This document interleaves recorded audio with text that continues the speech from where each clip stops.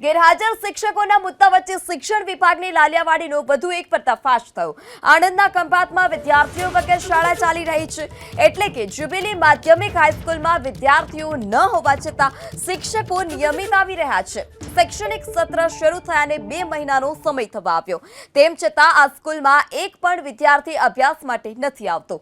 એટલું જ નહીં, શિક્ષકો નિયમિત આવે છે અને સરકાર પ્રતિ મહિને 3 લાખ રૂપિયાનો ખર્ચ પણ કરે છે। ત્યારે શિક્ષણ વિભાગમાં આ રીતે લાલિયાવાડી ક્યાં સુધી ચાલશે તેને લઈ પણ અનેક સવાલ ઉઠી રહ્યા છે। તો આ તરફ આણંદના ખંભાતની જ્યુબિલી માધ્યમિક શાળામાં વિદ્યાર્થી વગર આ શાળા ચાલતી હતી તેનો પર્દાફાશ થયો। શિક્ષણ વિભાગમાં ચાલતી આ લાલિયાવાડીનો પર્દાફાશ થતા વિધાનસભામાં કોંગ્રેસ પક્ષના નેતા અમિત ચાવડાએ રાજ્ય સરકાર પર આકરા પ્રહાર કર્યા।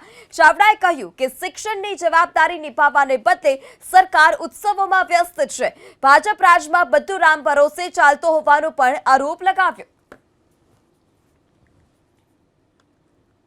एक बाजू भूतिया शिक्षकों पकड़ाए छे, गुजरात में चारे बाजू नकली कचेरीओ, नकली ऑर्डरो, नकली अधिकारीओ पकड़ाय छे अने जे रीते खंभातनी घटना बहार आवी छे एमां स्पष्ट देखाय छे कि एक पण बाळक नहीं होवा छतां ऑन रेकॉर्ड स्कूल चालू छे, स्टाफ छे।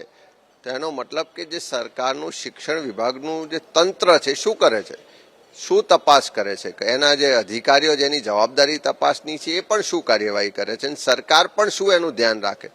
ત્યારે આખી સરકારમાં જાણે ભગવાન ભરોસે બધું ચાલતું હોય, નકલી ભૂતિયાનું આખું રાજ ચાલતું હોય એવી સ્થિતિનું નિર્માણ છે ને એમ જ આ એક પણ બાળક ના હોય એનો મતલબ કે ભૂતિયા સ્કૂલ ચાલે છે।